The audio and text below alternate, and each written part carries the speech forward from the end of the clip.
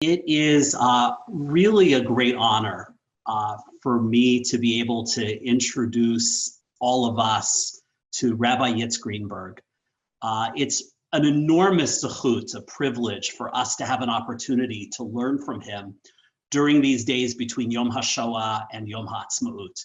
There is no one in the American Jewish community today whose life work bridges the world of scholarship, education, writing, institution building, and communal leadership that Rabbi Greenberg's rich career encompasses. He provided the organized Jewish world with the theological foundations for religious pluralism. He has transformed the way that Jews think about the religious and ethical significance of the Shoah and the state of Israel, how we understand the meaning of a Jewish return to power, and how our relationship with Christians might be understood in new ways. Yitz's creative thought, his extensive writings, and his masterful teaching is matched, as you will get a sense even over Zoom, matched by his integrity and sensitivity and menschlichkeit. Yitz is a dear friend of Pardes and an influential teacher of mine. I first met him more than 30 years ago when I was a college student, and later had the opportunity to be a rabbinical student intern at Klal, the National Center for Learning and Leadership, which Yitz founded in 1974 and served as the president of until 1997. Yitz and his wife Blue spend a significant part of the year here in Jerusalem, and we had planned for him to be together with us in our Beit Midrash. But even by Zoom, I'm so grateful, and I know we all are, to have this opportunity to learn from him. And we're grateful to you, Yitz, for taking the time to teach us today. Thank you so much. Yitz, I think you're muted. Yeah, I just unmuted. Thank you. Thank you. Thank you for that warm, sweet, and over-generous introduction. I'm a fan of Pardes, so a fan of Pardes for probably before you were born. But again, Pardes was really one of the great pioneering institutions, both in pluralism and in making Jewish learning available to everybody, not in a partisan and propagandistic way, but in an open way where you could really hear the multiple voices of Judaism and of Jewish people. So I should be thanking you, and I am thanking you for giving me the opportunity, and exciting to see the people on the screen. Yes, I would like to be there in person too. I'd like to be out of my house maybe, but the coronavirus has decided otherwise. So let me turn to the topic. I hope there'll be a chance for questions and responses as well. And I'll start by confessing that when I picked the topic, I was focused on Yom HaAtzmaut, which is obviously coming in a couple of days, and on Israel as a case study in the ethics of Jewish power as they are being exercised in this generation, which is, I think, what's on your mind and mine. In preparing, I realized I'd like to frame this topic in a wider context. If you will, the widest possible, the development of Judaism, really, and of Jewish ethics and of the Jewish people in the course of Jewish history, because I really feel that the framework will make much clearer what's at stake in the exercise of power and in our personal participation in the community and in this exercise. In particular, I'm finishing a book now, literally I hope in a matter of days or weeks. It's a narrative theology of Judaism. It's called The Triumph of Life. And I'm arguing in the book that we are in the early period of a new iteration of Judaism. In the past 4 millennia, there have been two major iterations of Judaism, and which is really the Jewish culture, not just the religion. One is now called Biblical Judaism, and the other is now called Rabbinic Judaism by common consensus. I believe that we are witnessing, in fact, we are participating in, if we can, shaping the emergence of a third crystallization. If you push me to the wall, and you're not, but you will, I'm guessing that in retrospect, This will be called lay Judaism, the third iteration, but I won't insist upon that. 1,000 years from now, we'll decide. We'll decide whether that's the correct title. And I believe the central challenge of this new iteration will be the exercise of power and the level of ethical Jewish power that we develop and exercise. So allow me to start by sketching my thesis about the iterations, and then I will shift the focus to the specifics of Israel and the last 70 years or so. So first, the broader thesis. My thesis is very simple. It's something you all probably share. My thesis is that Judaism is the religion of Tikkun Olam. I'll explain in a minute what I mean by that, but that is, I think, its main message, its main purpose, its main mission, and its main impact on the world. Let me make that a little clearer, then I'll spell it out. The world is a creation. That's one of the main Jewish revolutionary cultural teachings, ethical teachings. By creation, I mean it's not an accident, it's not random, not the product of a blind physical process which has no values and has no goal and has no end, no direction. Rather, we claim it's created by God, a universal presence and force who both created it and continues, although giving it objective process and operation of its own, I will come back to that, nevertheless continues to care deeply, in fact, loves his creation, her creation. In other words, wants this creation to be complete and perfect. If you look at the opening chapter of the Torah, which is Genesis 1, and of course, that opening chapter is a portrait of creation. It's not the portrait of the real creation, of the actual creation. What it is, I might say, God's fantasy or God's dream. That's what God has in mind, that the creation should be, will become. And of course, as you recall, it is at the end of the creation process, or out of the outcome of the creation process, it's a paradise. It's a Garden of Eden. In the Jewish religion, that's our dream, that this world, the world of flesh and blood, not the future world and not some ultimate realm, this world, not an illusion, this world will be a place that will be repaired, perfected to the point where it will become a paradise. And the definition of a paradise, because right now it's flawed, it's full of natural evil, it's full of human-generated evil, but Hashem wills and wants it to be repaired to the point of perfection, and that perfection can be described. It's full of life. It will be full of life. God loves life. The most precious thing in universe and existence is life itself. Life will not only be, in the fullest sense, the full quantity, profusion, variety, profundity, delight, beauty of life, but also the full quality, the full dignity, the full value of life. In a world that would honor that and replace and uphold that, that's the world we're dreaming of. In Messianism, which is the climactic vision of Judaism, is a promise. Messianism promises that together, now I say together, this revolutionary utopian vision that is matched in Judaism remarkably by a method which we call covenant of Brit. The method of covenant of Brit implies that God has invited human beings, that God is self-limited, the all-powerful, all-capable, all-knowing God, self-limits, invites the human race, humanity, to enter into a partnership, a covenant of Brit, to together.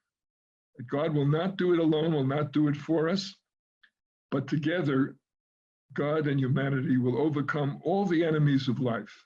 If you look at the Nevi'im, I wouldn't time now, I'll be happy to send you the sources, the psukim exactly, the verses.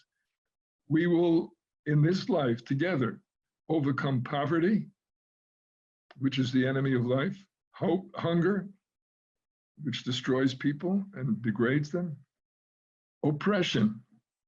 Oppression, that means full equality, all forms of discrimination, racism, sexism, anti-Semitism, inequality before the law, which even in democracies is a problem.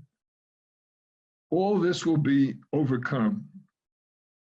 war, the other great enemy of life, war will be overcome. You will recall they will beat their swords into plowshares and spears into pruning hooks. It's there at the UN building. The prophet's vision, we overcome sickness. Because the fullness of human dignity, every human being is the highest form of life. In the Bible, they're called image of God. The image of God has infinite value. It has uniqueness. It has remarkable quality. There's nobody else like me or you or anybody else. But sickness cripples or undercuts or destroys those dignities, right? Alzheimer's, you lose your memory, lose your uniqueness. One could go on and on. So the Jewish dream is that together we will overcome sickness, war, hunger, all these elements, and the end result will be a world full of life, full of quality of life, full of the dignity of life, in which we are honoring all these things. So my elevator summary of Judaism is that we go from creation and the present flawed reality, and we realize that dream in redemption. That's the term redemption that Judaism uses, where we actually realize all these paradisaical visions.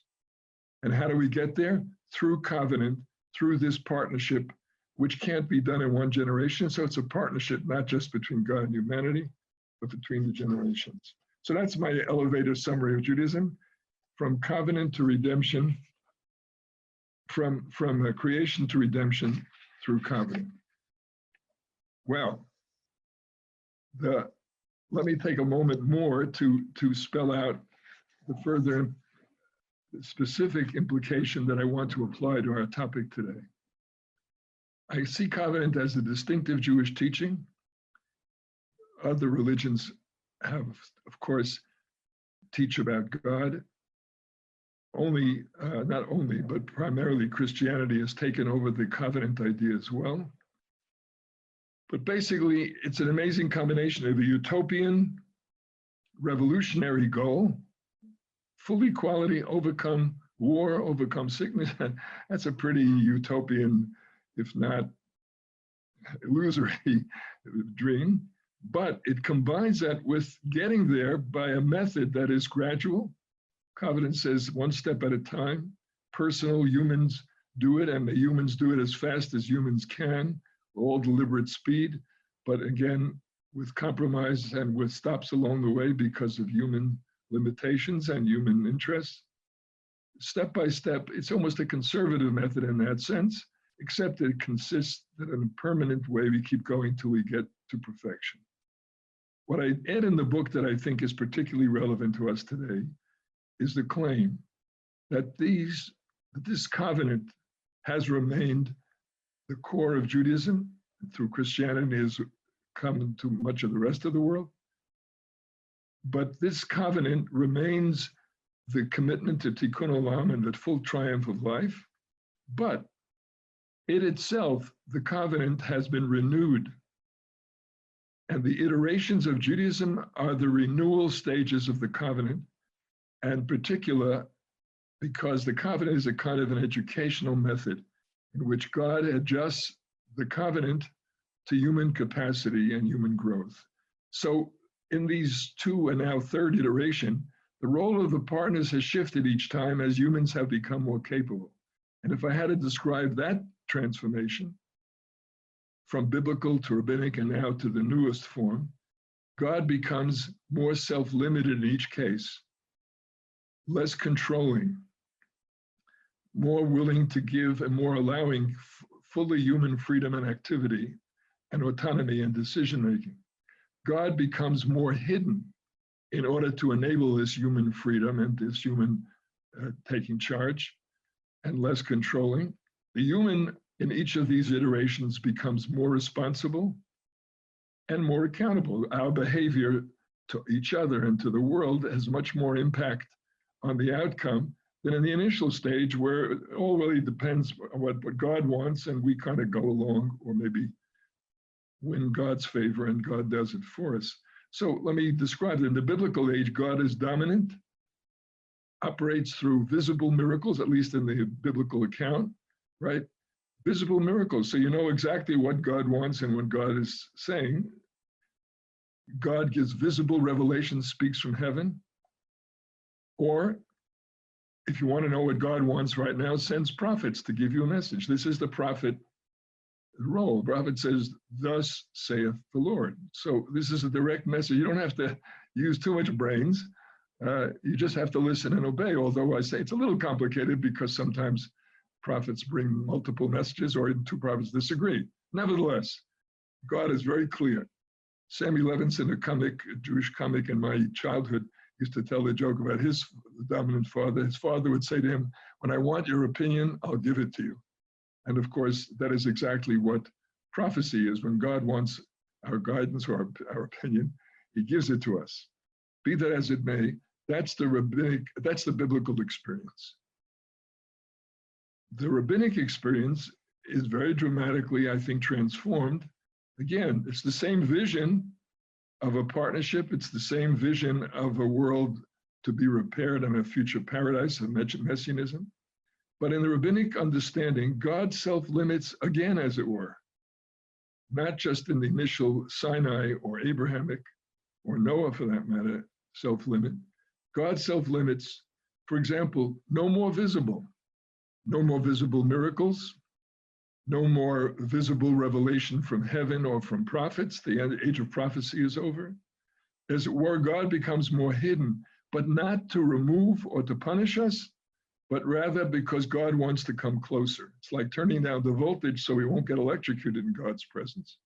God now appears in a more hidden form as Shekhinah, more feminine, more motherly, more close, more comforting.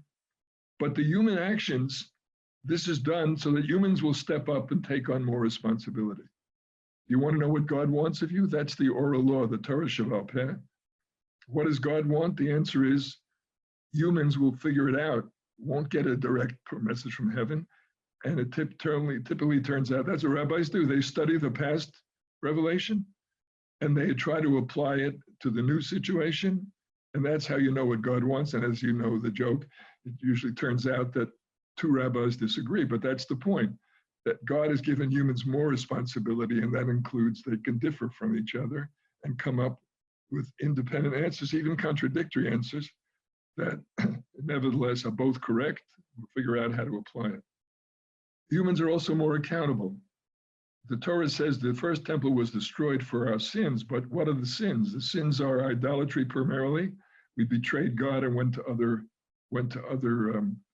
gods, whereas the sins of the second temple are human sins, mostly toward human beings, and that is in fact why at the end it failed. In the first iteration, when the Jews did tshuva, God defeated their oppressors.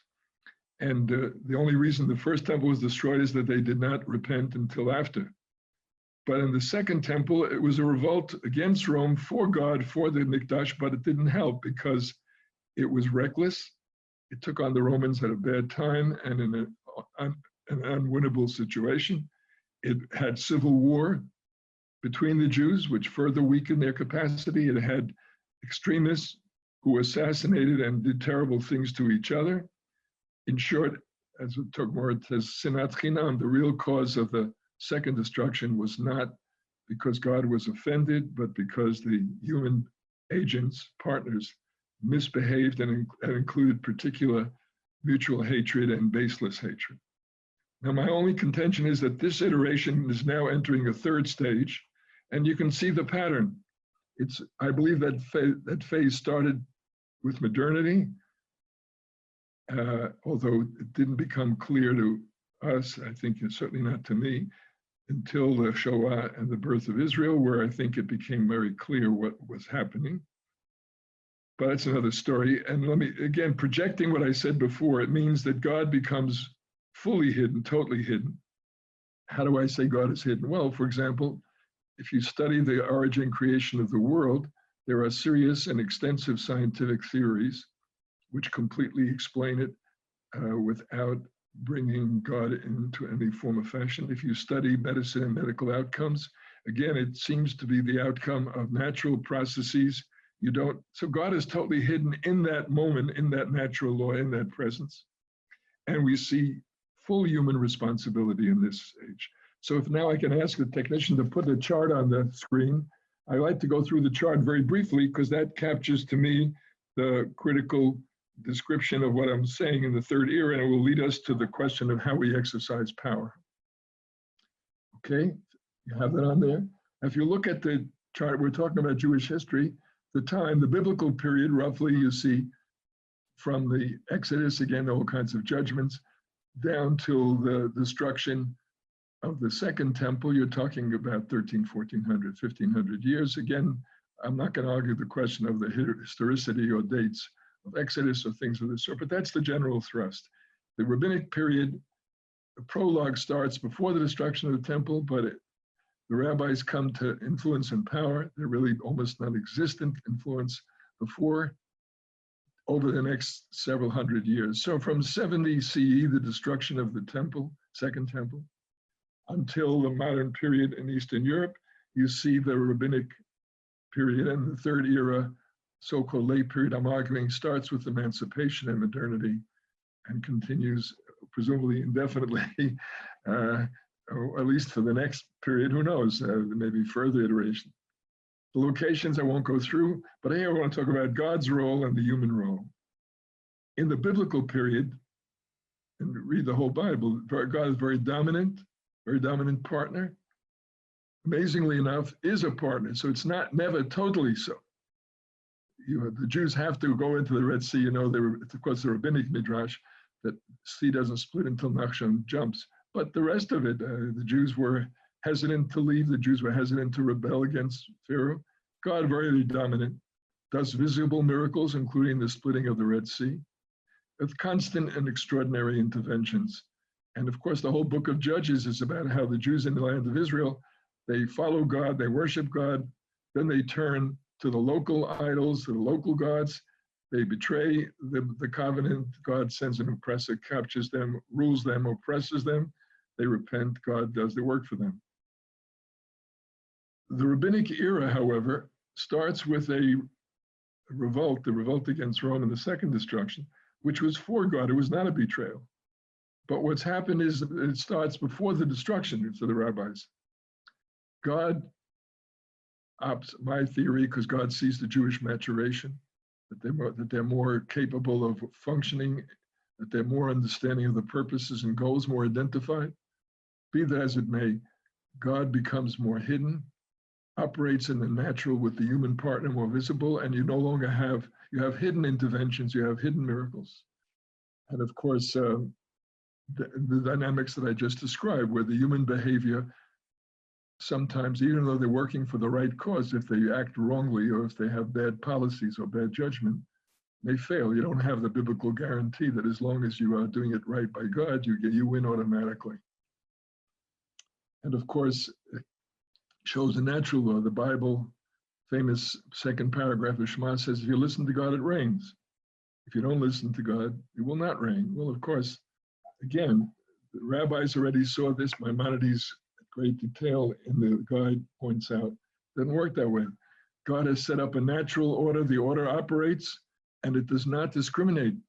The Gemara in Avodah Zarah says, ideally, if I stole a seed and I planted, it shouldn't grow because this is God's world and it's an immoral act. But of course, the answer is you have a natural process and all seeds flourish.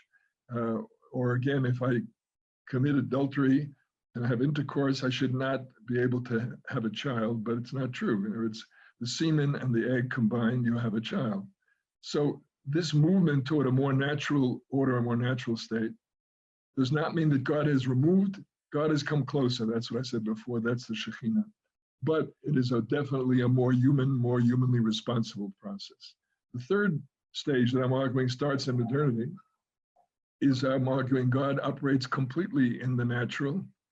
God makes more miracles than ever, but only through human agents, only through human activity.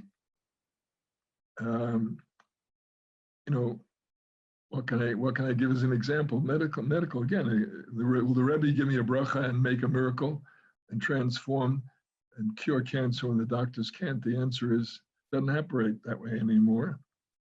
God operates, and doctors have miraculously cured many cancers, but they do so by studying natural law, by figuring out the genes, by figuring out the chemistry and using chemicals that God has placed in nature with the capacity to kill that cancer.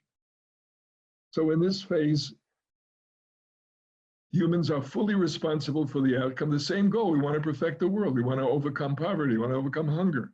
But humans are fully responsible and God operates through human agents. Now, what's the human role in these three stages? Well, again, I come back to it. In the first stage, the Jews, the humans, of course, not just the Jews, it's humans, are passive, recipient. They're the junior partner, as it were. And those people who are the leaders are what I call a genetic elite, like priests, like Jews themselves. We're an elite in the sense that we're the avant-garde. We're the first.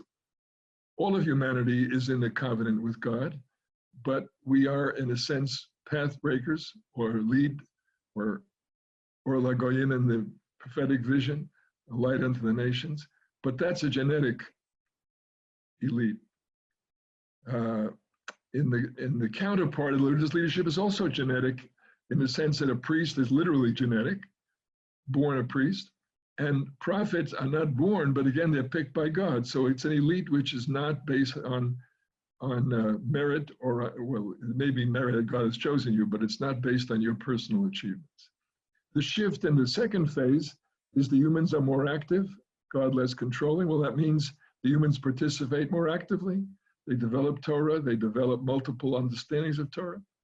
They are, in that sense, much more of an equal partner. Of course, you saw some of that equality in the first stage too. Abraham challenges God morally, but they become more responsible in that way. And of course, a democratization, a psychic elite. The scholars who become the leaders, the Talmidei Chachamim, are not genetically born. They earn it by their own work. It's a meritocracy. You learn, you develop Torah, you will learn how to apply it. You become a good teacher. That's how you become a leader in this situation. Now, I argue with the logic of this development. In the third stage, the human role is full responsibility. One of the problems of what I'm saying, of course, is that when humans take full responsibility and God is totally hidden, other humans interpret this to mean there is no God. And of course, we've had a development major of pure secular approaches to life. I don't quarrel with that. I think God is making it possible, accepting it. But we have, in a sense, also, but the logic of this, the ultimate goal is everybody equal. Then it means the ultimate logic is we have full democratic leadership. And that's why I say lay. And again, some of the remarkable achievements of this third phase, the obvious ones. Women who in these first two phases were second-class citizens, not eligible for full learning, not eligible for full leadership, are emerging as what they are capable of, which is fully equal, fully capable of leadership, etc.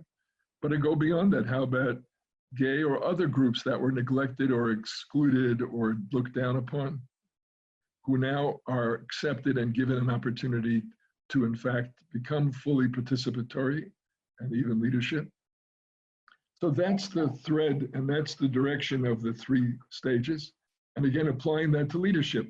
In the second phase, you have rabbis, you have rebbes, you have scholars, and the beginnings of lay leadership, but again, very much centered on men. Whereas in the third stage, my argument is it's broadened, it's lay leadership in many ways. I won't have time to go through all of it, but you look at the leadership of the Jewish community in the 20th and 21st century, what do you see? You see, for example, in Israel, it's a Knesset. These are lay leadership. There are rabbis in it. There are even rabbis or MKs appointed or elected by religious reasons. But the bottom line is that they're operating in a secular mode. The laws they pass are not officially halachic. They are the secular mode. In any event, you have lay leadership in America too. The synagogue and the rabbinic leadership has, I wouldn't say lost it, maybe it has lost its primacy. It's certainly one among peers, not any longer the top leadership as in the rabbinic period. The lay institutions, be they federations, be they synagogues. And again, don't get me wrong, I'm suggesting this is not a form of secularization in a negative sense that God is removed, although some people interpret it that way, but rather that the religion, the holiness have become focused on the secular. And this is God's will, because God has hidden precisely to enable the so-called secular to be the place where you meet God, where you work with fellow human beings in the image of God to make a world that is divine and loving and caring and responsible. One other example of this, the next step, the redemptive event. Each period's phase has a typical and characteristic redemptive event. The Exodus, the dominant God, visible miracles, destroys the Egyptians with 10 plagues, splits the sea, drowns the Egyptian army. It's all God. Or the classic case in Judges, when they're oppressed and Gideon is called to lead them in a revolt. Gideon organizes a small army against a vast army against on the other side. And then God tells him, or prophet tells him, do not take that whole army, send half these people home. And of course he said, why? Why? The answer is, so people should understand it wasn't your army that wins, it's God. And of course, you will win with the small, and God fights on their side and they win. Anyway, that's the Exodus, the classic example of the dominant partner. In the second phase, and the rabbis say this is equivalent to Passover, and this is the renewal of the covenant. The difference between Passover and Purim is that Purim, God is hidden. God's name isn't even in the Megillah. In Purim, it wouldn't have happened but for Esther and Mordechai's initiative, but for their strategic plan to undermine Haman, but for their getting the king's permission and help to fight back. Okay, so there you have a redemption which they were sophisticated enough to realize, and this is the Rabbinic Judaism, that the hidden God is present in this miracle, and this miracle is the equivalent validator of the Jewish dream, that good is going to win, that life is going to win, evil is going to lose. The equivalent in the third era, when God is totally hidden, is my argument, is the recreation of the state of Israel. It's the Exodus of our time. And again, if I had time, I'll be glad to defend that. 600,000 Jews, or at least fighting age Jews, left Egypt. Well, 600,000 Jews lived in the state of Israel when it was declared, but of course, millions, 850,000 Jews from Arab lands, more than 1 million Russians, Olim. So if you're talking about Exodus, many more people came from liberation during the recreation of Israel and are going on now than has happened in the whole Exodus. Even so, quantitatively, not to mention qualitatively, the gap between slavery in Egypt and freedom in Jerusalem is enormous, but it's an even greater gap from the depths of Auschwitz, Treblinka, total powerlessness, total degradation, total killing, to Jerusalem, or for that matter, to better Jewish life throughout the world. So again, in each case, there's a redemptive event that validates our dream that in the end, good will win, life will win. That's our whole teaching. But there's also counter events. The destruction of the first temple was the great crisis and challenge of the biblical period. The destruction of the second temple was the great crisis that actually led to the rabbinic period, or helped the victory, that's more accurate, helped the victory of the rabbinic period, and the Holocaust, which is the counter event that sought to destroy the Jewish people and Jewish religion and Jewish teaching, and destroy the credibility of our teaching that the world can and will be perfected, that evil will be defeated, that love is stronger than hatred, life is stronger than death. It challenges all of those beliefs. But again, we're functioning, and that's my point. And the power of the covenant is that we overcome these counter events and we continue to work for the final and total redemption. Again, finish one other point and apply it to Israel quickly. I want to give you a chance to your responses too. Thanks for being patient. It's the last section, the challenge in each period. The challenge, why is Jewish life a challenge? Because again, you're simultaneously embracing the reality, the present reality. This life is meaningful, purposeful. It's the ultimate value area where you want, but you're also embracing change. You want to transform it. So the great challenge in the first period was not only to go from slavery to freedom, which we celebrate, but then to build a society based on justice, mishpat, to build a society in which the government and the power politics were reconciled with the values of the covenant, which are values not only the worship of God, but ethical responsibility and not oppression and again, it was very hard for Israel. It was a small power in a world dominated by great empires. So it was a struggle, but that was the challenge, to build a society and to run it by values covenantal values in the face of all these power politics. And of course, many times they fail. And of course, the sub-challenge was to maintain Jewish identity in international setting. And of course, there were many, many times in which idolatry and foreign cultures and foreign religions swept up whole chunks of the Jewish people. Struggle. In the second phase, the great challenge was very, very different. This is the period of the exile. Jews were relatively powerless. They had no government. They had some autonomy, but certainly the main decisions were not made by them, but by their hosts. Many of the hosts were hostile. Jews didn't have fundamental rights. So the whole struggle in this 2,000 years of rabbinic tradition was, how do you reconcile the powerlessness without becoming a broken people? Without becoming, look what happened to the slaves in slavery. They were not only enslaved, their families were smashed, their self-respect was damaged. The Jews had to, and thanks to rabbinic culture and religion, manage to maintain their sense of dignity. They were able to live with the fact that even though the covenant said that they're important and that their choices and their decisions are essential to God, nevertheless, they were able to keep believing that in some way in the face of dependency and total subjugation to other groups and to frequent expulsions and persecution, destruction.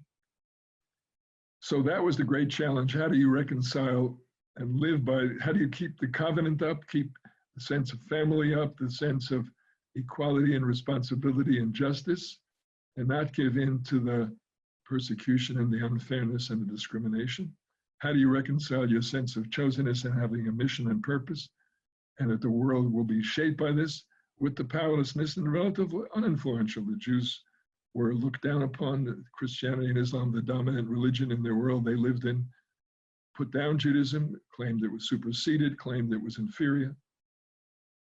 That was the challenge. In the third era, of course, we're talking about, the subset of the previous one rather was, how do you maintain Jewish identity, which was less of a problem because they were isolated, they were ghettoized, they were persecuted, so that some Jews broke and left, but most of them grew closer together. Nevertheless, how do you keep your dignity? And how do you not internalize the contempt? That was a major challenge and a major achievement. Finally, the third era, and this is the point. In the third era, Jews resumed power. I'll say in a moment they had no choice, but the fact is that if they hadn't taken power, they'd be finished. But nevertheless, they come back to the state of Israel, resume power, and it's not just in Israel. In America, Jewry grows up. It was very much afraid of politics, very much uninvolved in politics. And then the Jews realized that it doesn't work, that unless the American Jewish community becomes active politically, AIPAC became the most influential lobby in Washington. Unless we become active, the American support and American friendship is not to be taken for guaranteed.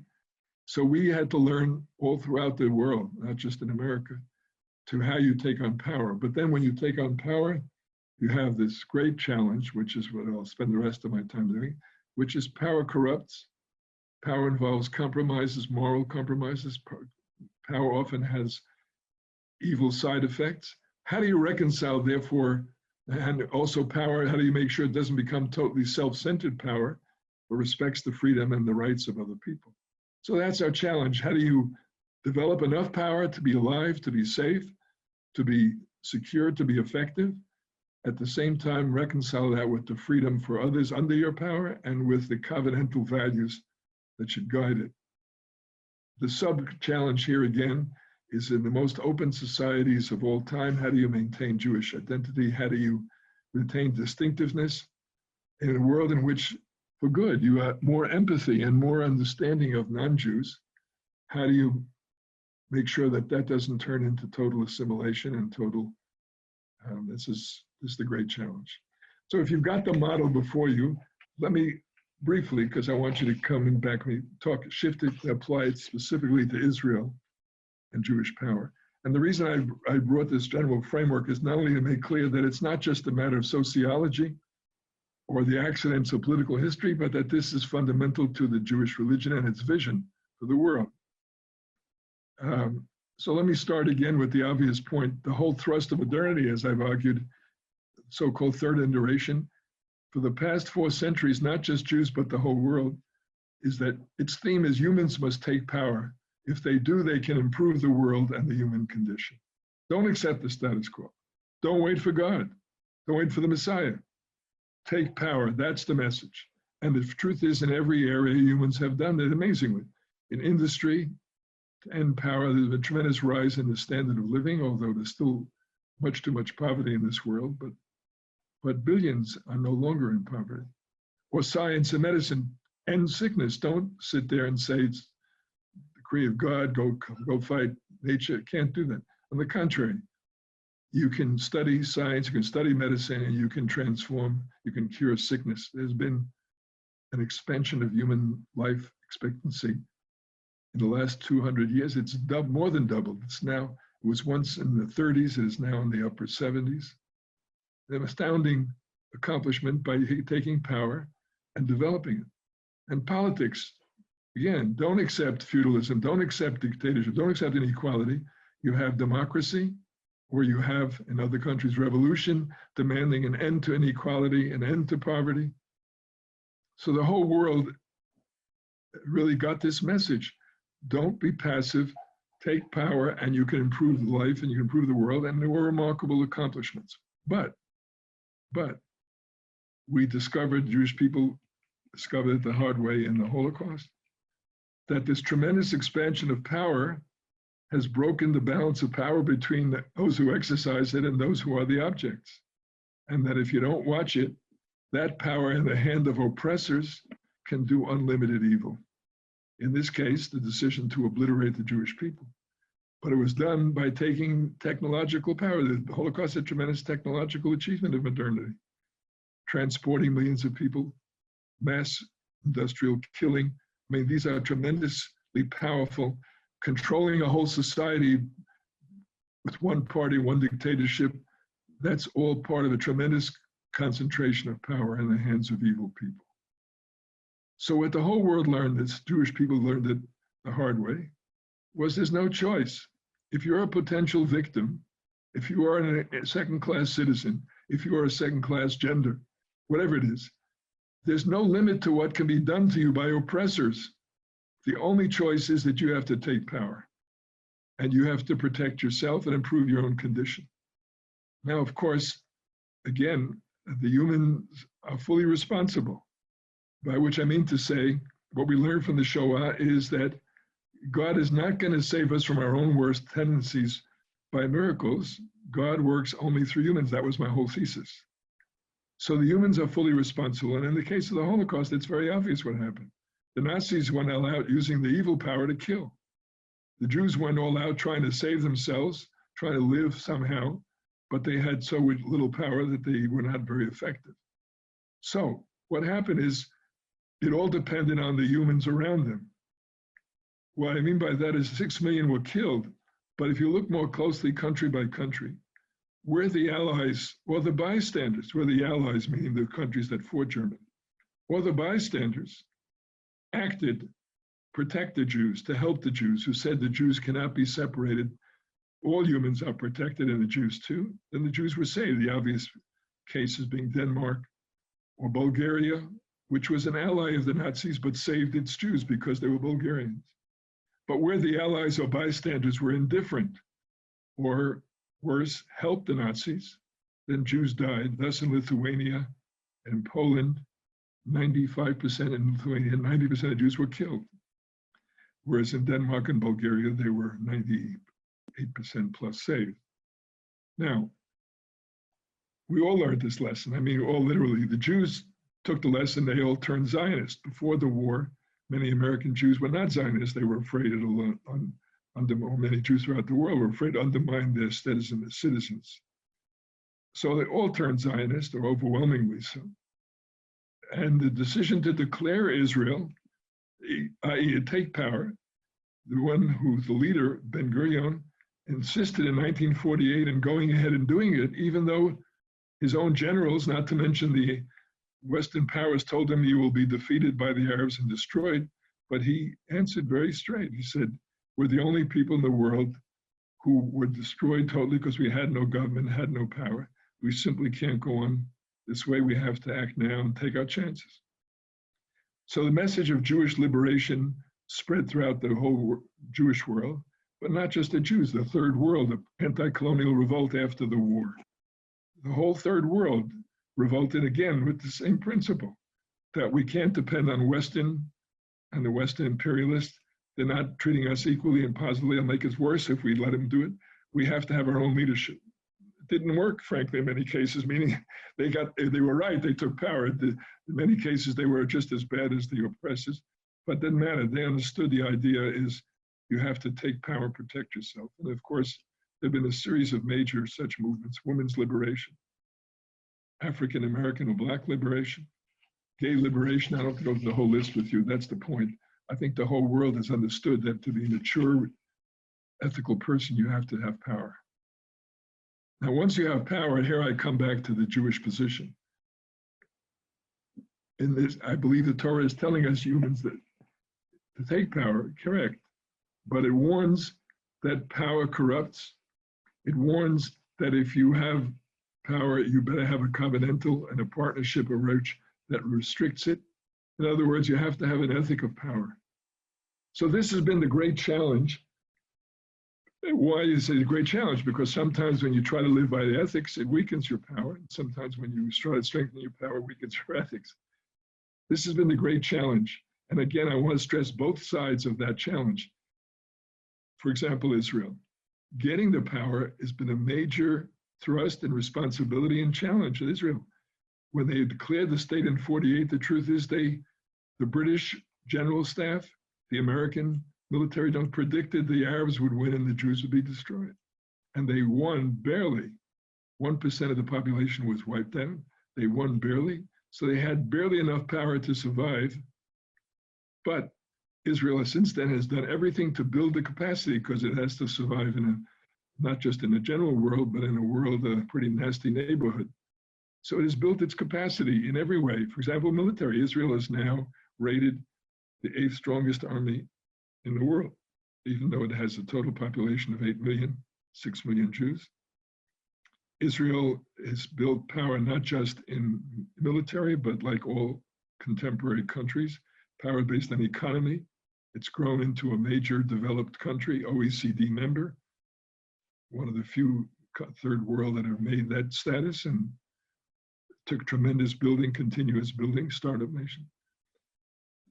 Take power in politics. Israel is a democracy, and it has struggled with the challenge of creating that democracy and keeping it democratic.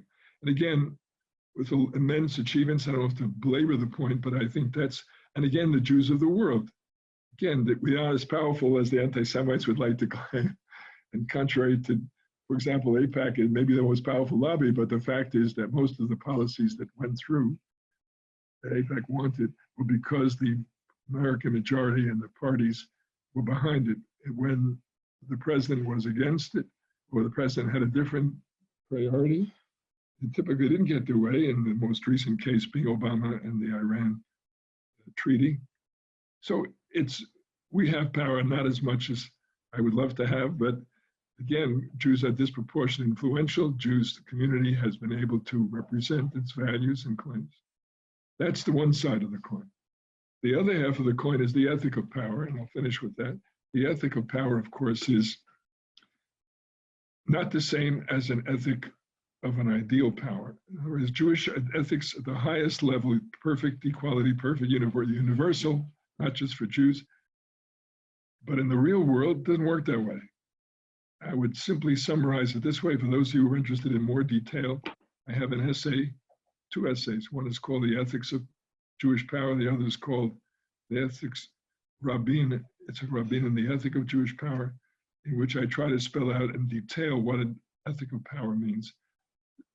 It starts with the fact that for the sake of life, you must take power. If you don't take power, evil wins and you are evil.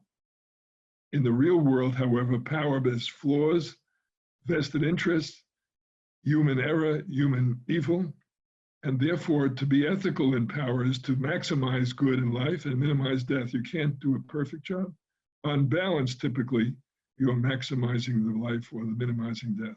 And that means that it's a dynamic, constant balance. It's never a one-time decision. So evil can't be avoided, but if you use the best possible and do the least evil, that's an ethical standard. That means endless judgment, changing circumstances. Fourth, since you will have inescapable negative, evil, or wrong outcomes, or adverse side effects, the most moral side is the one that has checks and balances, that has self-criticism. In Israel, you have multiple parties and free elections. You have a free press and media. You have judicial review from an independent judiciary. You also have Jewish memory. We remember that we were once slaves. We were once gerim, outsiders in Egypt, and therefore we know the soul of the slave, and therefore we're of a ger, and therefore we try harder. That having been said, I'm sorry to report that it all depends on how you apply it, and the religious community in Israel particularly has been the source of much too much self-centered, aggressive statements of power and disrespect or willingness to even be racist toward Arabs.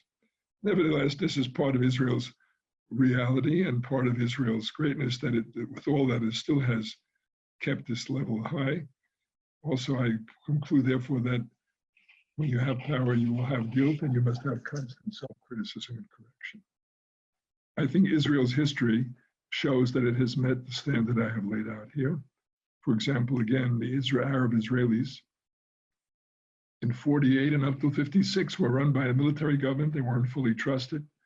Of course, Israel had barely fought off the destruction from Arab countries, but it has gone from that to increased acceptance to the joint list now being the largest single party outside of the government and the opposition. The Israeli Arabs have the highest level of education, health in the Middle East of the Arabs.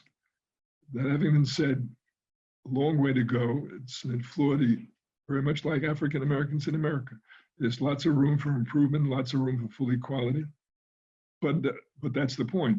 The development is what's the real important pattern. And I think that pattern is unfinished, but it's our job to complete it. Similarly with the Palestinians, and this has, of course, been the big change. And again, my answer is that Israel conquered the West Bank in a war of self-defense. Using occupation is a very misleading term. It doesn't deal with that reality. That Israel has made clear repeatedly, including offers to turn back 95% plus of the West Bank in return for a secure peace by Barak and by Olmert. The Oslo process was set up to allow the Palestinian nationalism to emerge into a two-state, which I support, but it was betrayed. The Intifada, the second Intifada, the Gaza withdrawal being followed by Hamas taking charge of Gaza. In other words, my argument is that the lack of peace reflects Palestinian failures much more and that Israel realistically can do nothing for full peace and for releasing the thing until there's a serious peace settlement.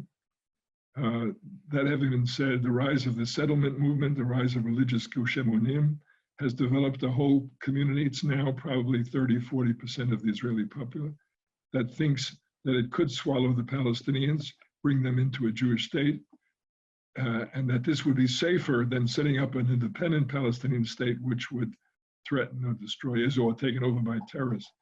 I think they're wrong, but I understand, and I think Americans should be aware of what happened there. The decimation of the left parties is because the average Israeli no longer believes that the Palestinians really want to make peace, and therefore feels that the left was living in illusion and was punished them for it.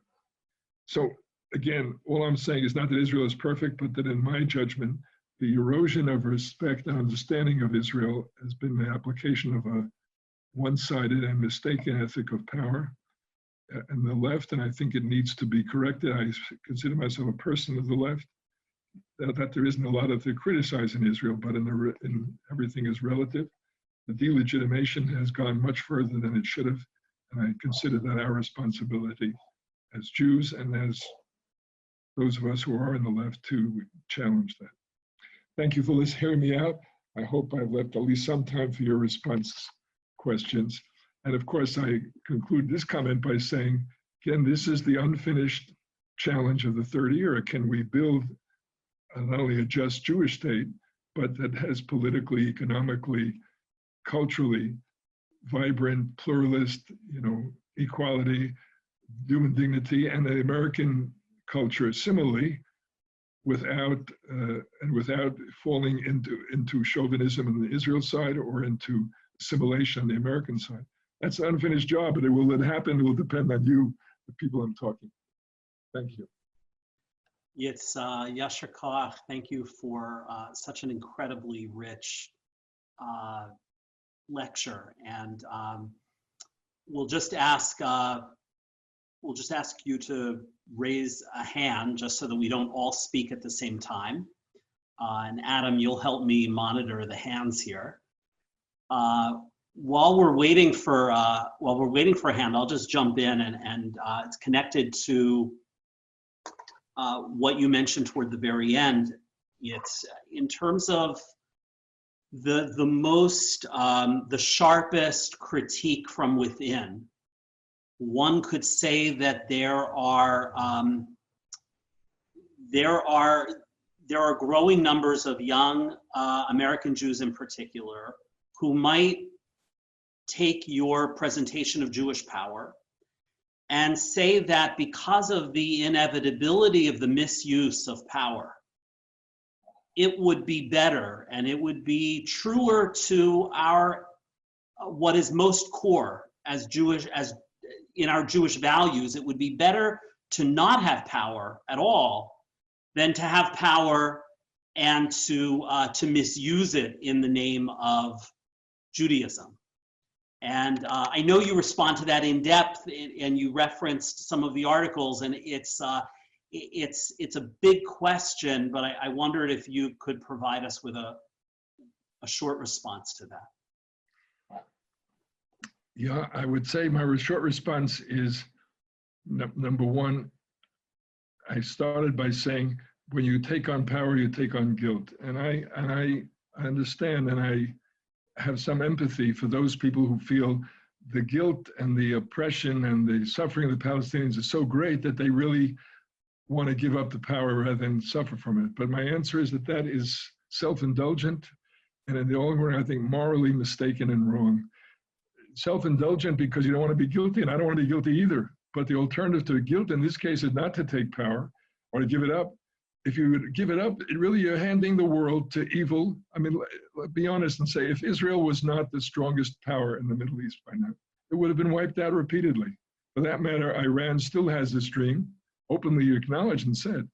So my first answer is to say we'll give up this power is really another way of saying, in order to avoid my moral discomfort and anxiety and anguish, and I appreciate that, I'm prepared to sacrifice the Jewish members, the Jewish people who live in Israel, and for that matter, my judgment about the world, because God forbid Israel was taken down. I don't know how the world would treat the rest of the surviving Jews. So my first answer is that is simply a moral, it seems to be a moral choice, but it's really an immoral choice. And I think that is something that, as I say, I didn't make that up. That's what the whole world has learned. That's my whole point about the liberation of every other group. And if you say no, but we'll give it up, only Jews will give it up. My answer again is that that's a form of anti-Semitism. And what's worse, it's immoral because it abandons the Jews to destruction rather than the Palestinian suffering. Now, it doesn't justify Palestinian suffering. So again, my answer is if you feel this way, get more active in Israel, come make Aliyah, and I'll give you a case. Get more active in support of Israel and America, but get this message across that in fact, this is what needs to be corrected.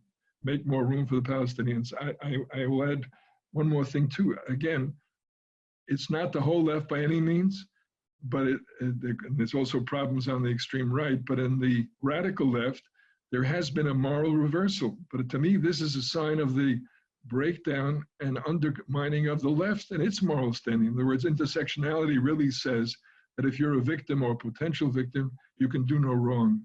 And so they cover the Palestinian, not only terror and misbehavior, but the failure to really try to work out a peace settlement.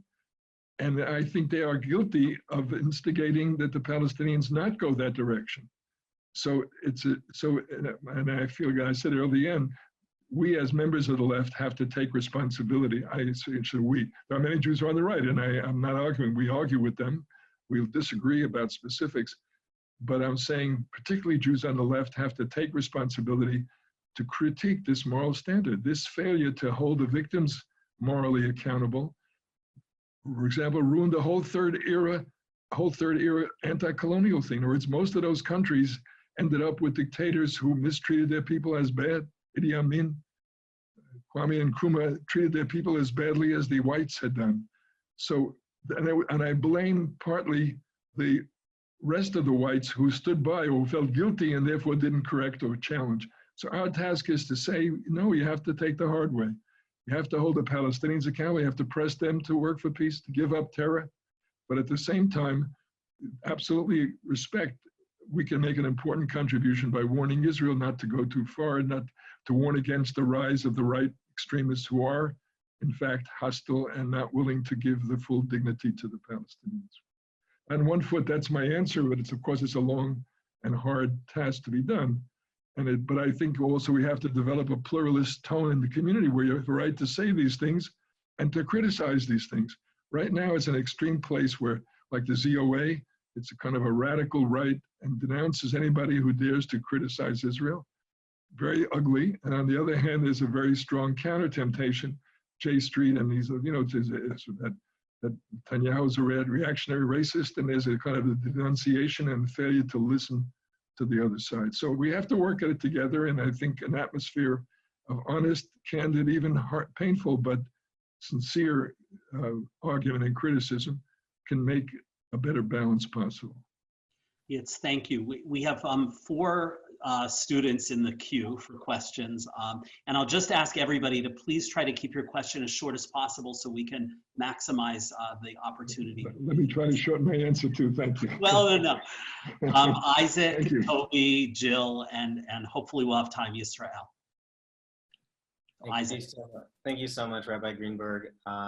As a young Jew, member of the radical left who came to Israel to get out of my comfort zone and study at Pardes, this has been just I really enjoyed your talk. As you maybe imagine, I've disagreed strongly with parts of it, but I really enjoyed the sort of trip you took us on theologically.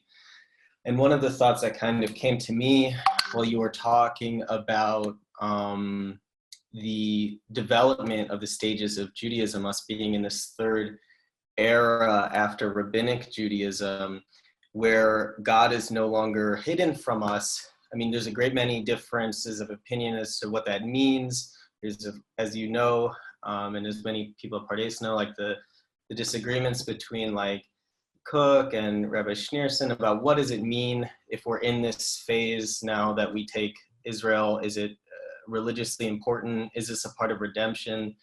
And what I got from what you were saying and what I keep thinking about since I've been here and I've been all over Israel and all over the West Bank, and I've encountered people who do believe that this is, religiously significant of a new era in a way that I'm maybe myself not inclined to think.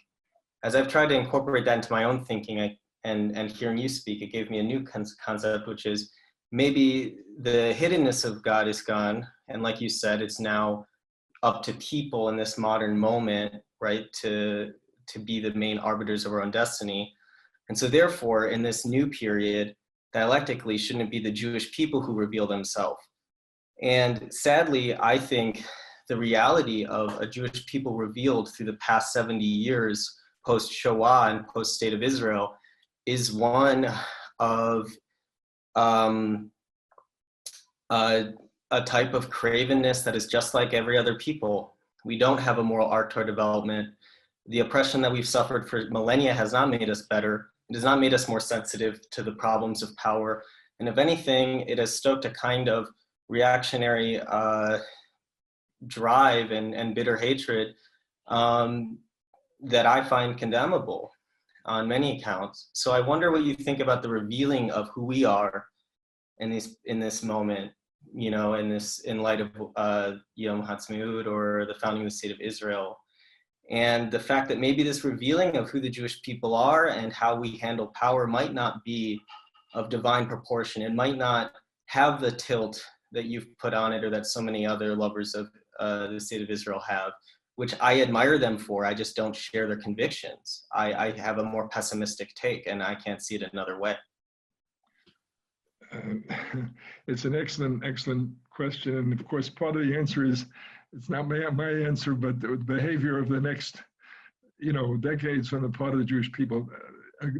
To take the main point to begin with, I think it's absolutely correct. I mean, I accept that implication that we know God, not that God is not involved and that we're not accountable. I think we are accountable, but God is known, and that matter, the Jewish religion and people is known by our behavior. And I accept that point of view. Those who speak in the name of God are the ones who witness to God, and how people judge them based on God is based on the people's behavior. So there you're right. I accept that 100%. My quarrel with Rav Schneerson, for example, is just that. I think he's using a model of, I believe Israel is part of divine redemption and part of the goal of Tikkun Olam. But his claim is that it's in the literal, in the old sense, that God has given us the land and we have the right to keep it and give it to nobody else.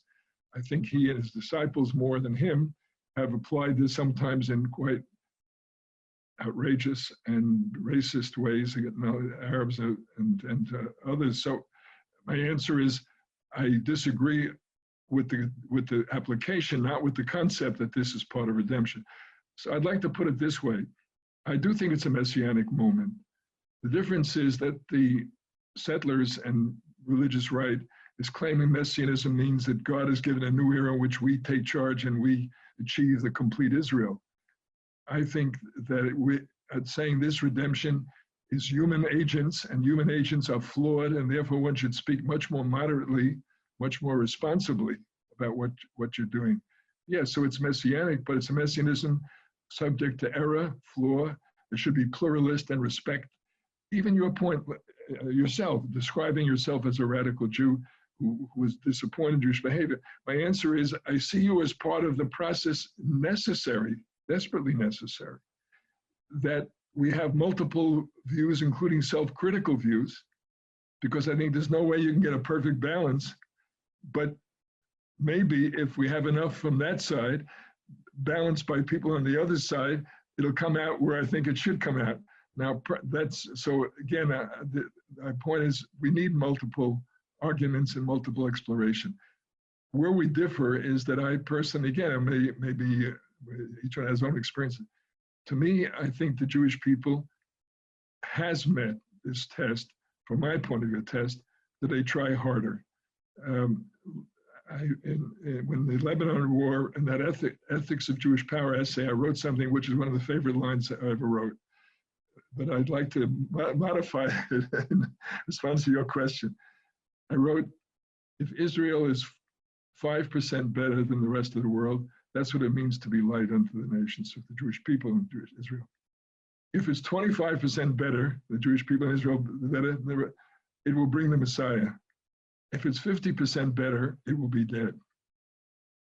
And I think, to me, that's the point I'm trying to make, is that an ideal, perfect morality would be destroyed. Right now, it's just not possible.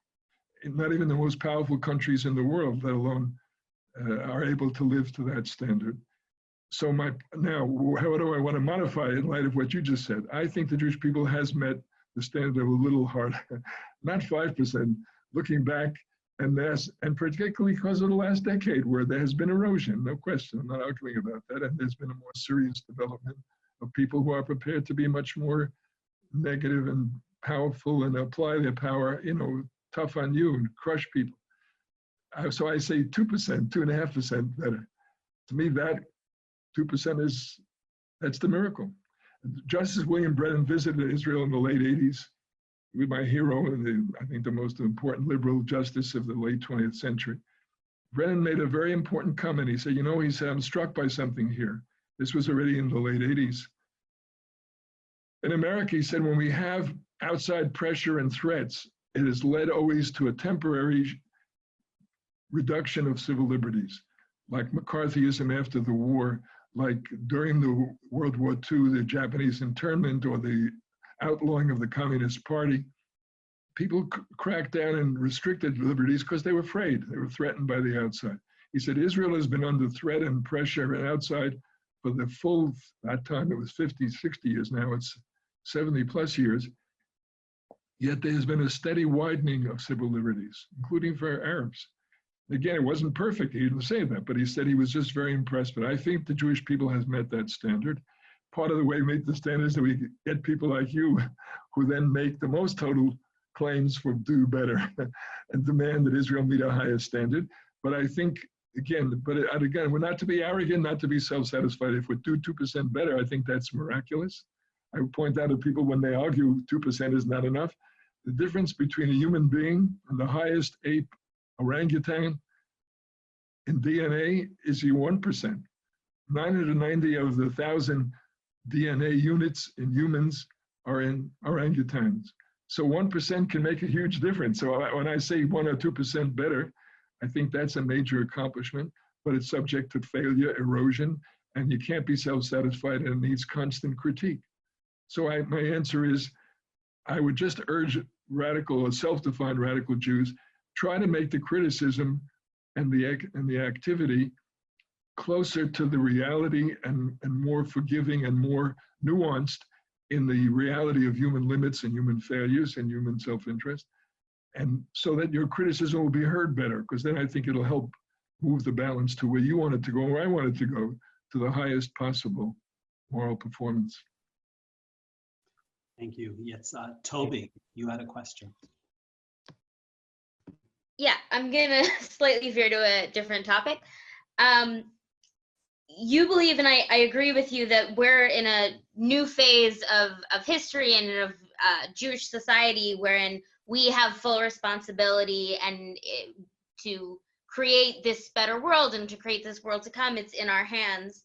And I agree with you on that.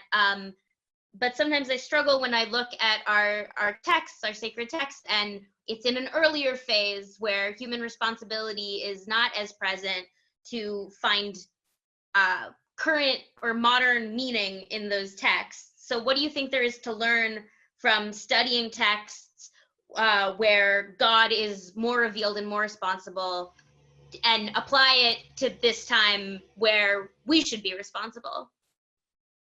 Yeah, it's an excellent question. Of course, this is what I mean by Torah Shabbal Peh.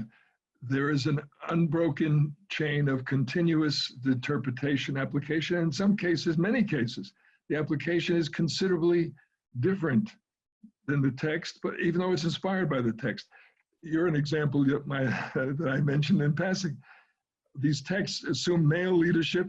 These texts assume women's inequality or inability in many areas. I love those texts. I respect them. I try to take from them what is positive, but there's no question of human responsibility. But that's Torah Shabbal Peh. Literally, we're partners. That's my whole point. To me, it's one of the greatness of Judaism. On the one hand, it's divine, it's eternal, and on the other hand, we are partners. And as partners, we have to call their shots honestly. They're the wrong application. I mentioned the example before about the application that if you do the right thing, God will. Menachem Schneerson, again, one of the greatest Jews of the 20th century, so I'm not trying to put him down, but he basically said, God has given us this victory, God has given us this land, don't give back an inch. And again, he has many verses in the Bible that says that God gave you the land, and that if you listen to God, God will protect you and give you everything you want. But it doesn't work. It's not true anymore. So here's a classic tragedy. If you don't continue Torah Shabbal Peh, if we don't continue the development process, then the very texts that are sacred and wonderful become the enemies of life. People can use these texts. You can use texts. I mean, there's a whole book, Mishpat HaMelech, in which are very devout. He happens to be a Lubavitcher, but it's not because Lubavitcher, he's a mystic. Ginsburg argues that killing Arab children, innocent children, is permitted. I mean, so you can use the text. The Torah, the Talmud says at one point, the Torah, if you use it right, it's a samchayim, it's medicine to cure life. If you use it wrong, it's some of us, it's poison. He's taken the Torah and turned it into poison. So my answer is your point absolutely must be taken seriously.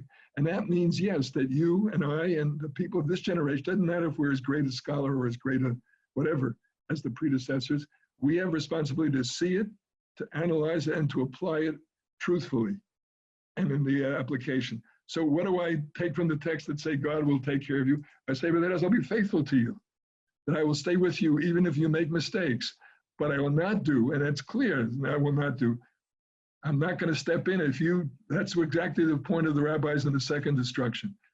They revolted against Rome. They wanted to clean out the Beit HaMikdash for God. Why didn't God drown all the Roman army in the Mediterranean Sea? The answer, rabbis said, you don't do that anymore.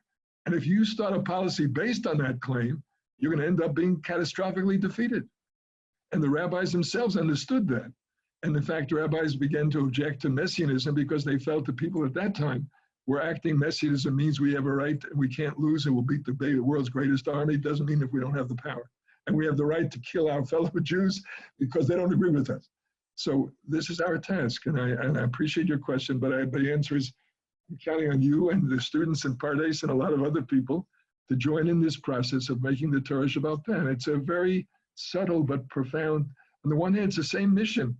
And I feel personally that I wouldn't be here if it wasn't for Moshe Rabbeinu and it wasn't for the people along the way, including the people who did wrong things and including the people who apply it in ways that I wouldn't apply anymore. So I respect their view, I listen to it, I try to learn from it. But in the end, we can't avoid responsibility. And we are accountable to God in the good sense, meaning God is not going to push us, is not going to do the miracles, but yes, God is going to judge us. And if we apply the wrong and the evil in the name of God, then it's all the more God will hold us accountable. Thank you. Thank you. Jill. Hi, thank you so much for your teaching today. I was curious, you talked about checks and balances to help us have this ethical system. I'm curious what checks and balances you think are the least fallible, which are the ones that we can count on the most. And I guess I bring in thinking about how you offer the Torah, which might have been a check and balance that we would have thought would be infallible, really has a lot of limitations as a check and balance if misused. So are there any systems that aren't as risky as checks and balances, or what checks and balances do you recommend? The answer is, I love that question, but the answer is we're living, the age of guarantees is over. By the way, that is one of the most painful and shocking and worrisome aspect of the truth, that God's self-limitation means the guarantee is over. I mean, again, I admire the rabbis, they had the guts, although they didn't say it as far radically as I'm saying it, because they didn't live through the Holocaust. The age of guarantees means, yes, it could be, despite the fact that the Torah promises if we are covenantal and we abide by it and we are faithful to it, we will be an eternal people. What the Holocaust showed is that it didn't come close, came very close. It didn't come all the way to totally wiping out the Jewish people. There's no guarantees. And I think we have to speak with great respect and great self-restraint when we argue with and criticize the generals or the leaders who are making these decisions now, because of that very fact, that in the end, if we fail, if Israel fails, it could have catastrophic consequences. Having said that, so there's no guarantee, it's painful, but my answer is, look at it from the positive side. With the rabbi's interpretation, which I accept 100%, God has established an objective order out of respect for human freedom. In other words, if the truth is every time I did a mitzvah, a golden coin dropped from heaven, or a voice that played a melody, great, wonderful, and every time I did a sin, a thunderbolt struck, well, obviously I would probably do the right thing, but it wouldn't be much of a human responsibility, human freedom. So the rabbis say, accept the fact that this freedom, which is threatening on the one hand, also is a call. It means that God has tremendous respect for us. That God not only wants us to be free and fully responsible, true partners. When the Jews are totally dependent upon God, when they couldn't help themselves, again, I love these prayers, but look at all the prayers in the Middle Ages, and particularly the Piyutim and the Keynote. It's heartbreaking when you realize how totally dependent they are, how totally helpless they feel, how unworthy they feel. When people are totally helpless, they feel unworthy. They internalize contempt. I make it worse. You feel sad sometimes, some of the prayers, it's just, it's what we call TLing. It's just flattering and one-sided praise of God, not out of a deep relationship, but out of, you're totally dependent and fear and afraid that you sort of grossly flatter. It's like you're a Trump associate. I don't know what it is. You have to, if you don't want to cross the big man, you want to don't want to say anything that he would not like to hear. That's not what God wants. I don't think so. So my answer is, there's no guarantee, but we should accept that as a gift, that we're really coming of age and responsible. And to me, it takes tremendous respect of God for us, that God is willing to take that risk, that you've given human freedom so they could then try to wipe out your people, not just your people, your world. They could try to destroy everything God wants. Yet God has accepted that, in fact, brought it into being. So my answer is, I think we should take this as a privilege and as a challenge. And again, because there's no guarantee and because every system has flaws, that's why I keep stressing pluralism. To me, the Holocaust was made possible because the Nazis totally concentrated the power. There's a brilliant work by a fellow named Rummel, R-U-M-M-E-L. Look at it. It's about democide, about the greatest massacres of the 20th century. And of course, it's the century of the greatest massacres of all time. But he makes one very powerful point. No democracy committed any of these massacres. And he says very simply, you know why? Because to carry out a total democide, you not only have to have concentrated power, you have to have no moral check. You have to have no way of stopping the process.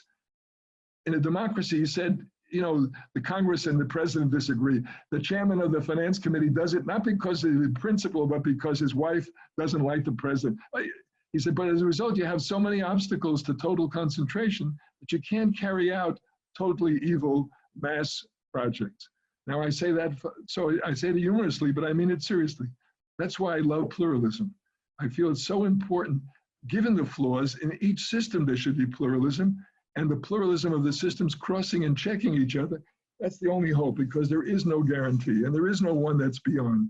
What makes the religious leadership so bad and so devastating, whether it be the chief rabbin in Israel, which has a monopoly, what makes them so bad is they not only have monopoly, but they have a total lack of self-criticism, and there's nothing in the system that allows it. The disciples can't argue with them. So the result is, that's the worst, because if there's no criticism and there's no counter voice, then you make a mistake and it gets worse and worse and there's no check.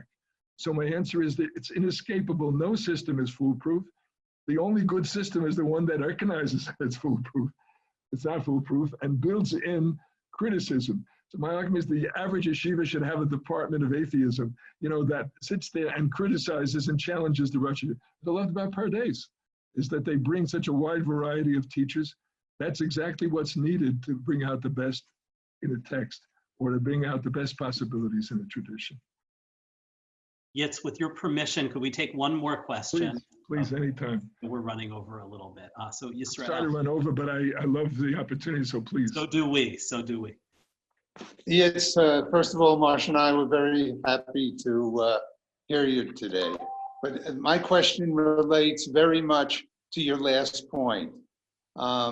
As somebody who's watched Israel over the last 30 plus years, and I've seen an increase in the presence of Masoreti Judaism and Reform Judaism, and seen an expansion of the synagogues and everything. At the same time, there's been less tolerance in the general society.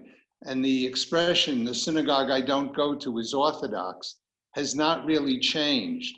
So I was curious, as somebody who's watched Israel over the last 72 years, what you think the steps could be to attain some religious pluralism in terms of reinforcing the connection between Jews and among Jews, instead of there being the tension. Because one of the concerns that Marsha and I have very strongly is what is the tension inside the Jews of Israel and the separations and the sinat chinam that exists. Right. By the way, folks, Steve and his wife sitting next to him, they're mishpacha, so I'm happy to see him and his wife, and for that matter, a number of other people in the audience, including Leon, of course, our old friend. So I didn't acknowledge it, but I appreciate having you all there. Let me then say the point here. First of all, religion is one of the sad parts, and of course it's an abuse of democracy. This is the sad part. That what happened here, particularly the Haredim, but the national Dati Leumi, or the religious Zionists, have not understood this, and therefore they're also part of the problem. But the Haredim, basically, the whole religious approach is based on no choice.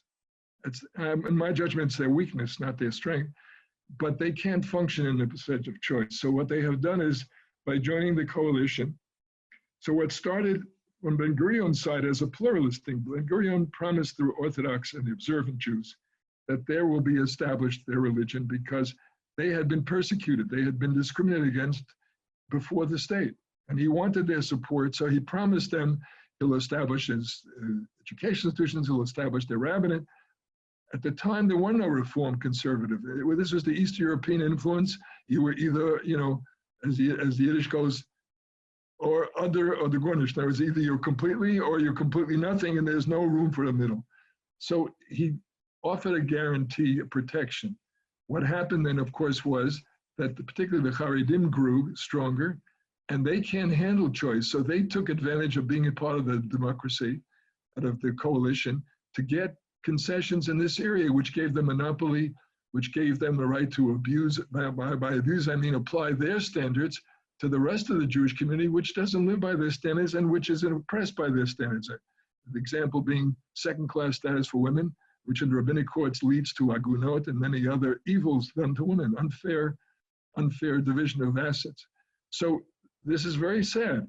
So the monopoly of orthodoxy in Israel has led to harm and to disadvantage, including to Reform and Conservative, which have grown slowly, and in fact, my judgment, steadily, and I hope they're going to grow more and eventually create, but in the meantime, they're so small that they do get the short end of the stick.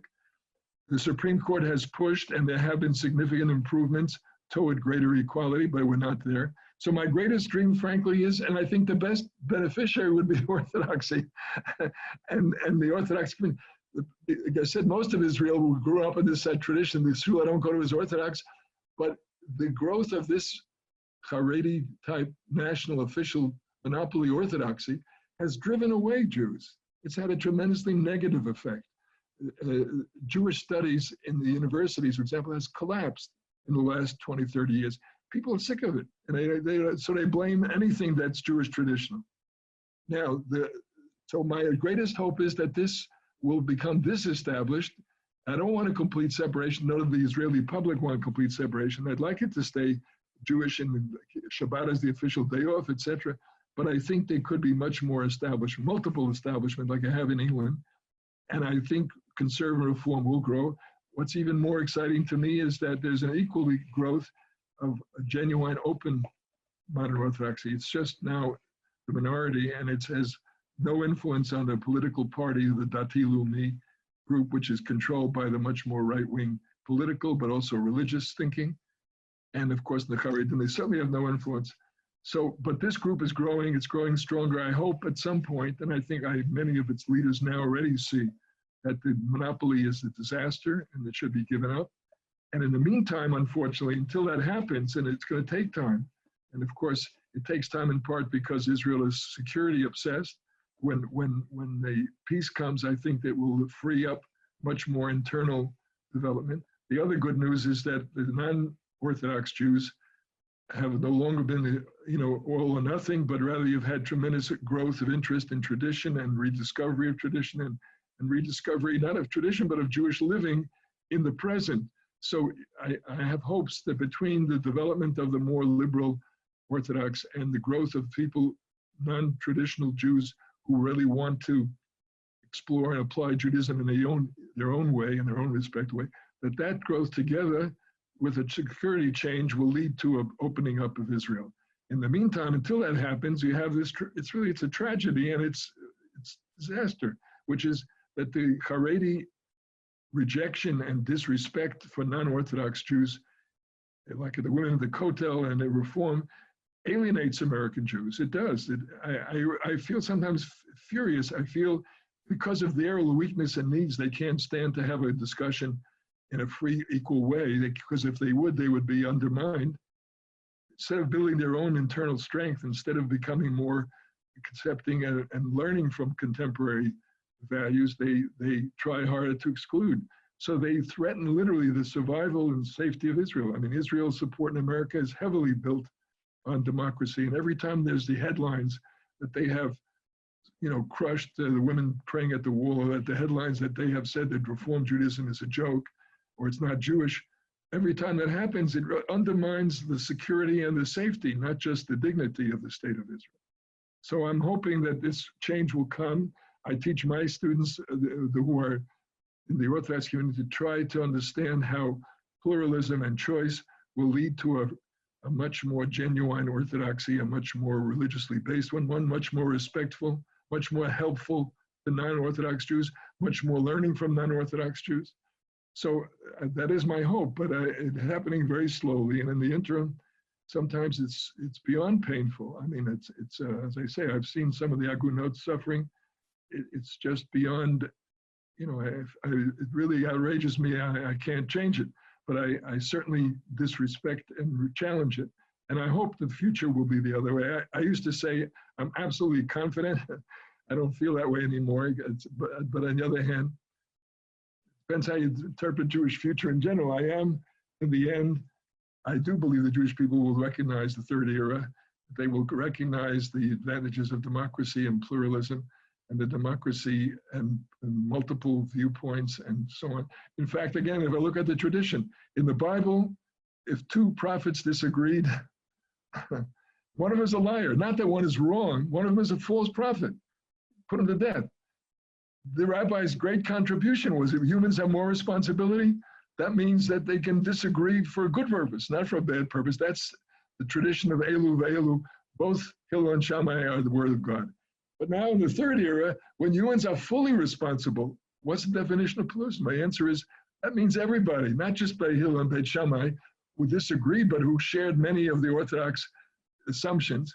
But people who don't accept any of those Orthodox assumptions are also part of the breed, and also part of the pluralism, and part of the contribution. So yes, I hope that the spread of a mature, responsible religion, but a mature, responsible pluralism will break up this bottleneck, and Israel will become fully democratic in this area as it is in so many other areas. Right now it's flawed much more in this area than other areas, but it has flaws enough for all of us. So it all depends on the future. I no longer am confident that I will live to see it, but I'm counting on you and the people in this audience and the younger Pardes educators to bring that other world into being, and I will certainly bless it in advance. Thank you so much for this really incredible hour. Thank you for your religious leadership, your intellectual leadership. I think I can speak for everyone in just wishing you many more years of writing and teaching and continued strength.